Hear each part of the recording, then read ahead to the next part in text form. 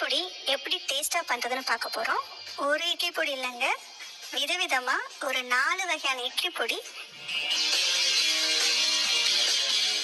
அது என்னன்னு பார்த்தீங்கன்னா, பூண்டு மிளகாய் பொடி, பொட்டுக்கடலை பொடி, கொள்ளு பொடி,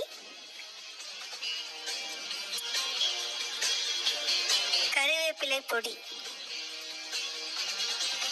இப்போ ஒவ்வொரு பொடியாக எப்படி பண்ணுறதுன்னு பார்க்கலாம். முதல்ல பூண்டு மிளகாய் பொடி எப்படி பண்ணுறதுன்னு பார்ப்போம்.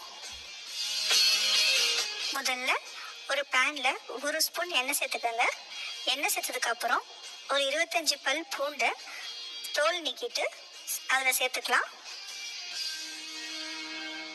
அடுப்பை சிறுதியில் வச்சுட்டு பூண்டை வதக்க ஆரம்பிங்க. பூண்டு கொஞ்சம் கொஞ்சமாக கலர் மாற ஆரம்பிக்கும். கொஞ்ச நேரத்தில் பூண்டு பொன்னிறமாக மாற ஆரம்பிக்கும். அந்த சமயத்தில் 1 ஸ்பூன் கொத்தமல்லி சேர்த்துக்கோங்க. அது கூடவே 1 ஸ்பூன் ஜீரகத்தையும் சேர்த்துக்கலாம். 1 ஸ்பூன் மிளகையும் சேர்த்துக்கலாம். எல்லாத்தையும் சேர்த்ததுக்கப்புறம் வாசனை வர வரைக்கும் எல்லாத்தையும் சேர்த்து நல்லா வறுத்தெடுக்கலாம். மிளகு ஜீரக வாசனை வரும்போது நம்ம ஸ்டவ்வை அணைச்சிடலாம். இப்போ எல்லாத்தையும் எடுத்து தனியாக ஒரு பிளேட்டில் வச்சுட்டு அதே பேனில் 4 டேபிள் ஸ்பூன் கருப்பு உளுத்தம் பருப்பு சேர்த்துக்கோங்க. உளுந்து சேர்த்ததுக்கப்புறம் அடுப்பை சிறுதீயில் வச்சு உளுந்து நல்லா வாசனை வரும் வரைக்கும் நல்லா வறுத்து எடுத்துக்கோங்க. கொஞ்சமாக கலர் மாறினா போதும்.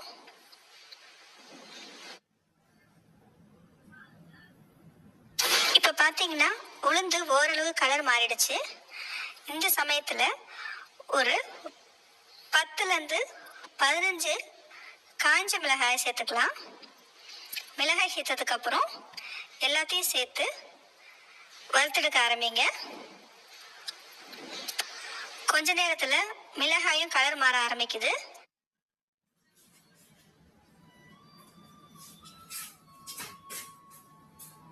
இப்போ பார்த்தீங்கன்னா மிளகாய் ஓரளவுக்கு நிறம் மாறிடுச்சு. அந்த சமயத்தில் ஒரு 1/2 ஸ்பூன் பெருங்காயத்தூள் சேர்த்துக்கோங்க.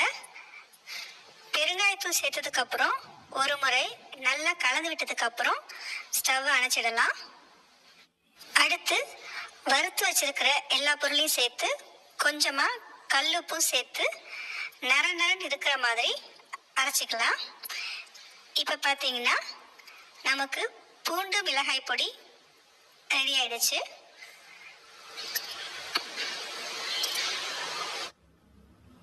அடுத்து பொட்டுக்கடலை பொடி எப்படி செய்யுதுன்னு பார்க்கலாம்.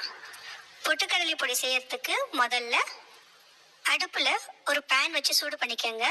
பேன் சூடானதுக்கப்புறம் ஒரு 1/2 கப் பொட்டுக்கடலையை அதில் சேர்த்துப்போம். பொட்டுக்கடலை சேர்த்ததுக்கப்புறம் அடுப்பை சிறு தீயில் வச்சு வறுக்க ஆரம்பிப்போம். பொட்டுக்கடலை கலர் மாறணும்னு அவசியம் கிடையாது. பொட்டுக்கடலை நமுத்து இல்லாமல் கொஞ்சம் மொரன்னு மாறினா போதும். அதுக்கு 1 நிமிஷம் வரைக்கும் வறுத்தா போதும். பொட்டுக்கடலை வறுத்ததுக்கப்புறம் அதை பேன்லேருந்து எடுத்துட்டு 1 ஸ்பூன் சீரகம் சேர்த்துக்கோங்க. சீரகம் சேர்த்து வாசனை வர வரைக்கும் வறுத்து எடுத்துக்கோங்க. சீரகம் வறுபட்டதுக்கு அப்புறம் அதை எடுத்து தனியாக வச்சுட்டு அதே பேனில் ஒரு 1/2 ஸ்பூன் எண்ணெய் சேர்த்துக்கோங்க. எண்ணெய் சேர்த்ததுக்கப்புறம் அதில் ஒரு 1/2 ஸ்பூன் மிளகு சேர்த்துக்கோங்க. அது கூடவே 6லேருந்து 8 காஞ்ச மிளகாய் சேர்த்துக்கோங்க. 2 பல் பூண்டையும் சேர்த்துக்கோங்க. எல்லாத்தையும் சேர்த்து மிளகாய் கலர் மாறுற வரைக்கும் வறுத்து எடுத்துக்கோங்க. மிளகாய் கலர் மாறினதுக்கப்புறம் ஸ்டவ்வை அணைச்சிடலாம்.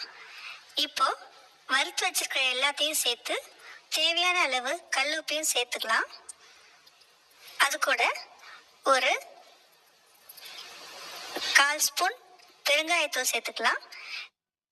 இப்போ எல்லாத்தையும் சேர்த்து அரைச்சோம்னா நமக்கு பொட்டுக்கடலை இட்லி பொடி ரெடி ஆயிடுச்சு.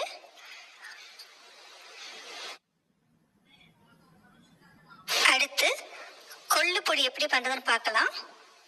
அதுக்கு ஒரு பேனில் 1/2 கப் கொள்ளு சேர்த்துக்கலாம். அடுப்பை சிறு தீயில வச்சு கொள்ளை வறுத்தெடுக்க ஆரம்பிக்கலாம். கொள்ளு கொஞ்ச நேரத்தில் நிறம் மாற ஆரம்பிக்கும். கொள்ளை உணவுல சேர்த்துக்கணும்னு நினைக்கிறவங்க இந்த மாதிரி பொடி பண்ணி வச்சுக்கலாம். இப்போ பார்த்தீங்கன்னா கொள்ளோட நிறம் மாற ஆரம்பிக்குது, வாசனையும் வருது.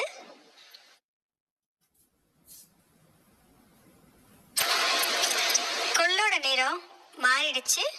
அதே நேரத்தில் கொள்ளு வெடிக்கவும் ஆரம்பிக்கும். அந்த சமயத்தில் தனியாக எடுத்து வச்சிடலாம். அடுத்து அதே பேனில் ஒரு 1/2 கப் உளுத்தம்பருப்பு சேர்த்துக்கோங்க. உளுத்தம்பருப்பு நிறம் மாற வரைக்கும் நல்லா வறுத்து எடுத்துக்கோங்க. இப்போ பார்த்தீங்கன்னா உளுத்தம்பருப்பு நிறம் மாறிடுச்சு, வாசனையும் வருது. இப்போ உளுத்தம்பருப்பு எடுத்து தனியாக வச்சுட்டு அதே பேனில் 3 டேபிள் ஸ்பூன் கருப்பு எள் சேர்த்துக்கோங்க. கருப்பு எள் சேர்த்ததுக்கு அப்புறம் அடுப்பை சிறுதீயில வச்சு வறுக்க ஆரம்பிங்க. கொஞ்ச நேரத்தில் எள்ளு வெடிக்க ஆரம்பிக்கும். அந்த சமயத்தில் எள்ளை எடுத்து தனியாக வச்சுட்டு அதே பேனில் ஒரு 10 காஞ்ச மிளகாய் சேர்த்துக்கோங்க.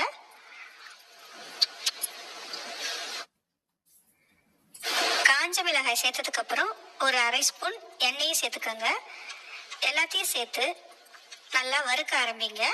மிளகாய் கலர் மாறினதுக்கு அப்புறம் ஒரு 1/2 ஸ்பூன் பெருங்காயத்தூள் சேர்த்துக்கோங்க. பெருங்காயத்தூள் சேர்த்ததுக்கு அப்புறம் ஒரு முறை நல்லா கலந்து விட்டுட்டு ஸ்டவ்வை ஆஃப் பண்ணிடலாம். எல்லா பொருட்களையும் சேர்த்து வறுத்ததுக்கு அப்புறம் தேவையான அளவு உப்பும் சேர்த்துக்கலாம். இப்போ எல்லாத்தையும் அரைச்சோம்னா நமக்கு ரொம்பவே ஹெல்தியான கொள்ளு பொடி ரெடி ஆயிடும். இப்போ பார்த்தீங்கன்னா நமக்கு கொள்ளு பொடி ரெடி ஆயிடுச்சு.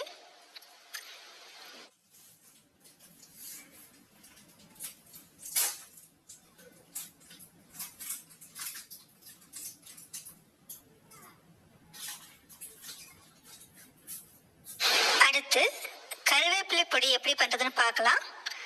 கருவேப்பிலை பொடி பண்றதுக்கு முதல்ல 1 கப் கருவேப்பிலையை முதல்ல லேசா வறுத்து எடுத்துக்கலாம்.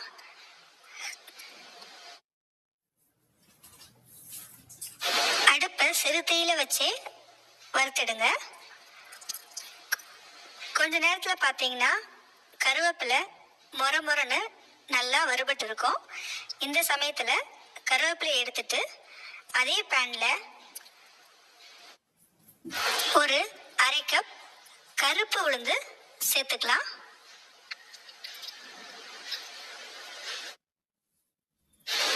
உளுந்து வாசனை வரும் வரைக்கும் நல்லா வறுத்து எடுத்துக்கோங்க. இப்போ பார்த்தீங்கன்னா உளுந்து வறுபட்டுருச்சு. உளுந்தை பேன்லேருந்து எடுத்துட்டு அடுத்து அதே பேனில் ஒரு 1/4 கப் கடலைப்பருப்பு சேர்த்துக்கோங்க. கடலைப்பருப்பும் நிறம் மாறுற வரைக்கும் வறுத்து எடுத்துக்கோங்க. அடுப்பு சிறுதீயிலே இருக்கட்டும். இப்போ பார்த்தீங்கன்னா கடலைப்பருப்பும் ஓரளவுக்கு நிறம் மாறிடுச்சு. இப்போ அதையும் எடுத்துட்டு ஒரு டேபிள் ஸ்பூன் கருப்பு எள்ளு சேர்த்துக்கோங்க. கருப்பு எள்ளு வறுபட்டு வெடிக்க ஆரம்பித்ததும் அதையும் எடுத்துடலாம். அடுத்து அதே பேனில் ஒரு ஸ்பூன் எண்ணெய் சேர்த்துக்கோங்க. அது கூட ஒரு சின்ன துண்டு புளி சேர்த்துக்கலாம். புளி சேர்த்ததுக்கப்புறம் நல்லா எண்ணெயில் புளியை வறுத்துடுங்க. ஓரளவு வறுபட்டதும் அதையும் எடுத்து தனியாக வச்சிடலாம். அடுத்து அதே பேனில் ஒரு 6லேருந்து 8 காஞ்ச மிளகாய் சேர்த்துக்கோங்க. காஞ்ச மிளகாய் நிறம் மாறுற வரைக்கும் வறுத்து எடுத்துக்கோங்க. இப்போ பார்த்தீங்கன்னா காஞ்ச மிளகாய் நிறம் மாறிடுச்சு, அதையும் எடுத்துடலாம். இப்போ வறுத்து வச்சுக்கிற எல்லாத்தையும் சேர்த்து கொஞ்சமாக கல்லுப்பும் சேர்த்துக்கலாம். அது கூட ஒரு 1/2 ஸ்பூன் பெருங்காயத்தூள் சேர்த்துக்கலாம். இப்போ எல்லாத்தையும் சேர்த்து அரைச்சி எடுத்தோம்னா நமக்கு வாசனையான கருவேப்பிலை பொடி ரெடி ஆகிடும். இந்த 4 வகையான பொடியுமே இட்லி தோசைக்கு ரொம்பவே நல்லா இருக்கும். வீட்டில் அரைச்சி பார்த்துட்டு எப்படி இருக்குன்னு சொல்லுங்கள். இந்த ரெசிபி உங்களுக்கு பிடிச்சிருந்தா லைக் பண்ணுங்கள், ஷேர்